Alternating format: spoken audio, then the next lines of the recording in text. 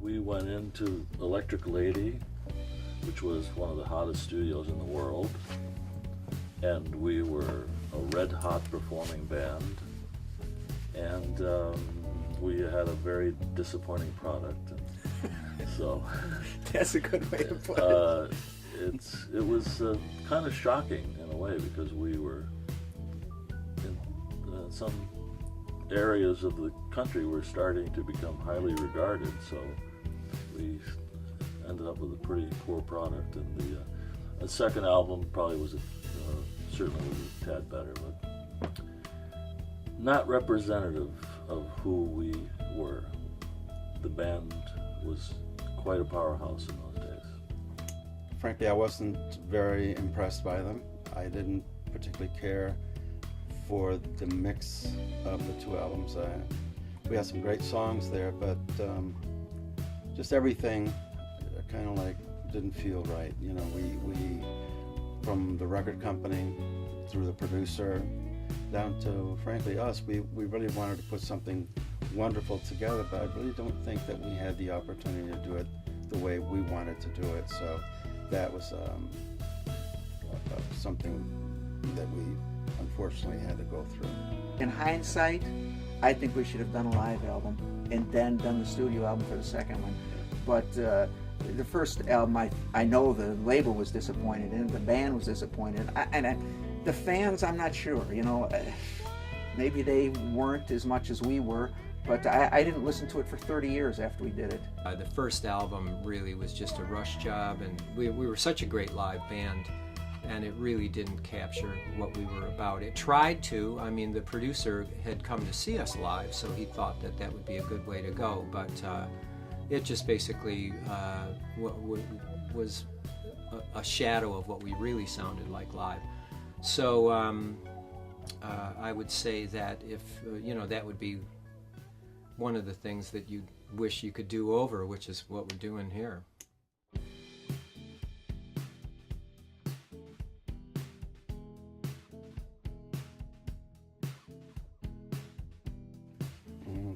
It's unbelievable. I mean, with these are my brothers from going way back so many years ago, and we're getting back together again and doing something that it's almost, it's something that you dream about, that doing something like this again in your lifetime. And we've been blessed with the opportunity to do this again, and it's something that just came up, frankly, just a few months ago. The idea started to float around amongst us, and then we decided to go for it, and the songs just came at us one after another, and they're some of the best material that we've ever written.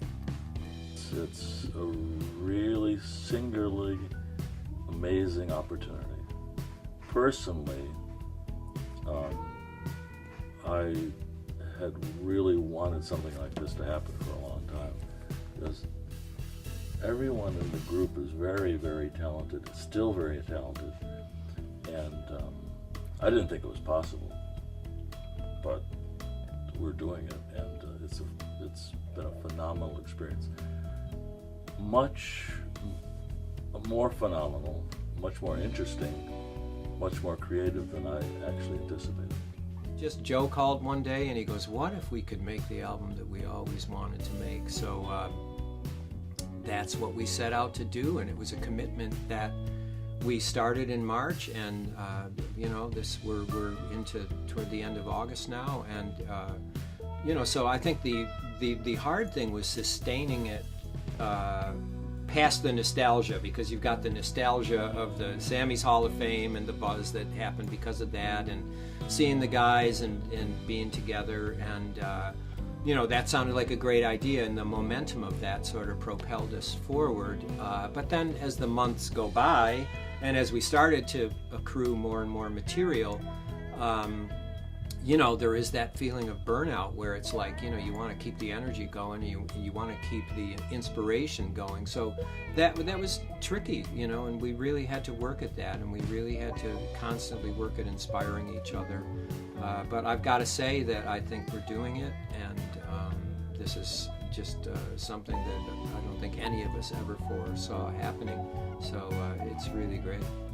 we said from the beginning, if we don't play one gig or don't sell one CD, it's really irrelevant to the creative process and the fact of getting to do the record that we wanted to do. We knew what we know, and we knew what the band was. You know, we didn't have an identity crisis or anything like that.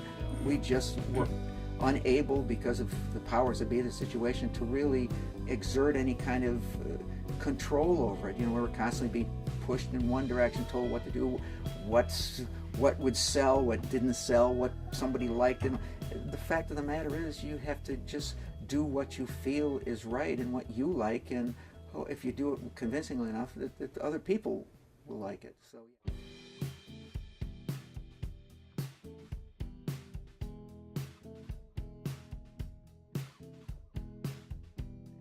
Like I say, I think it was long overdue. Joe and I have both been recognized through the years. You know, we've definitely got our fair share of props. But what was really, really special about that was that the guys in the band, George and John and Tom, our original drummer, Kevin and Danny, the drummers on the second album, it really gave them their recognition, because Jukin Bone was a band. I mean, it was led by Joe and I, but the different personalities in that band were such a part of the voodoo that made the sound that we made together. So, we were honored, and it was just it was a great thing. That was very cool. Yeah, I live in Florida, so to come up here and be part of that. I was never expecting anything. I know Mark and Joe have such a trajectory here in the Hall of Fame as well. For me to be part of that was just really amazing. It was a band that really, at one time, was the top dog in the area, and we were an actual contender. So to finally get recognized for that with this band, I just felt that, it was great that the band was recognized. It in some ways, it was more important than the individual Sammys that I'd received for like I said, the other things that I've done, because really it all stemmed from everything that I've done since then, stems from this band and the experience of this band, the creative part of this band. So I owe a lot to this band, and I think the Syracuse music scene benefited a lot from this band, and people that have come after us have benefited from, quite frankly, some of the groundwork that we did, certainly some of the mistakes that we've made. So yeah, it was a big thrill for this band to be inducted into the Hall of Fame. Joe had mentioned earlier he was a little surprised that this hadn't happened to us as a group before. Likewise, we were kind of a phenomenon here, so I was surprised that it hadn't happened earlier. But it was a great experience from afar. And everybody kept me, kind of tied into the speeches and what was going on. It was great. It was a great experience.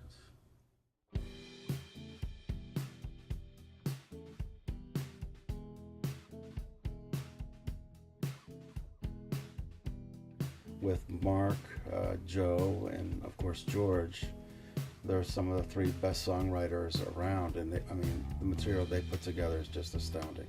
And the songwriting has been done by George, Mark, and myself, never in the same room, basically exchanging ideas via email or MP3 files. I think the perfect example is the last song that we wrote together. We had all agreed that we wanted to get something with a modified Bo Diddley beat to it, and so Mark had created that drum feel and sent it to us, and George immediately came up with a really cool lick for that, and a title and an idea. And I took the title and the idea and wrote the lyrics to it, and Mark was not particularly on board with it at the time. so again, it wasn't anything personal, but so I said, well, look, I really like this, let me work with my band with it and see if I can come up with something. So I talked to George about that. Well, anyway, a couple of weeks after that, we got an email from Mark saying, "Move over, girls, I'm weaseling in." And he contributed, one, he fleshed out the chords, built a bridge for it. So really, between George and Mark, and improved the song, quite frankly. So between George and Mark and I, it was a great example of collaboration done in the most, when we started writing, 45 years ago, we were in the same room, we were all in the same room, and now we were never in the same room. So it's been in every which way. George will come up with an idea, and he says, "Okay, let's use what you want, whatever, if you don't like it, whatever." I'll come up with a set of lyrics, Mark will come up with a riff.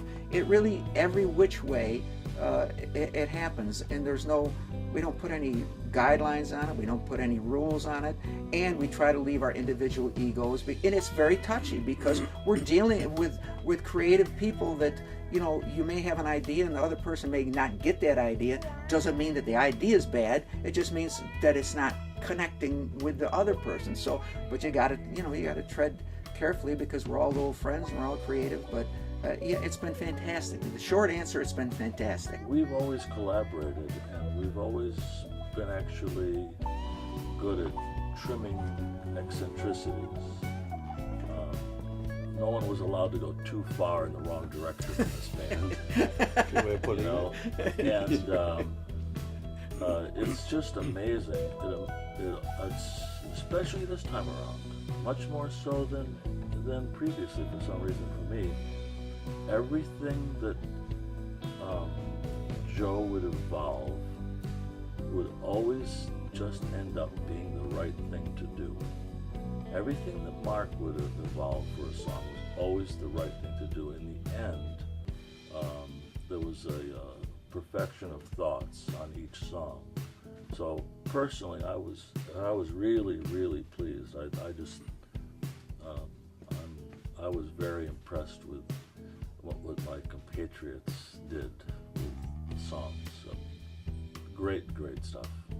Just the fact that, Joe and I would get together and we'd start on some idea, and just the fact that we knew that we were going to be playing it for George and that he was going to have input in it and collaborate with us on it, it sort of changed things, it changed the dynamic right away. And, so the way that the collaborative process has happened has pretty much been through the internet, although Joe and I would get together and I consistently made demos of each song. So, but yeah, we would feed each other stuff, and we would send works in progress, and, some ideas started with George, started with a title from George. Some ideas would start with me where I'd just be singing gibberish and would sing a melody, and I had music riffs, and then Joe and George would work on the lyrics. I would say that probably, Joe did the lion's share of the lyrics on this, but once again, with input from George, and just, George is like the master of the unobvious phrase, so just to have a few of those unobvious phrases peppered in with the craft that Joe brings to it, that was a really great thing.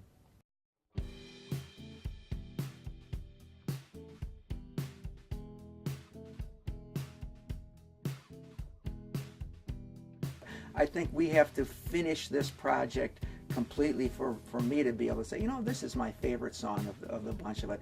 I really think, unlike some people, some bands, they will go through 40 or 50 songs to get the 10 that they want to record. We work much differently. If there's an idea that we feel strongly in, we will make it good.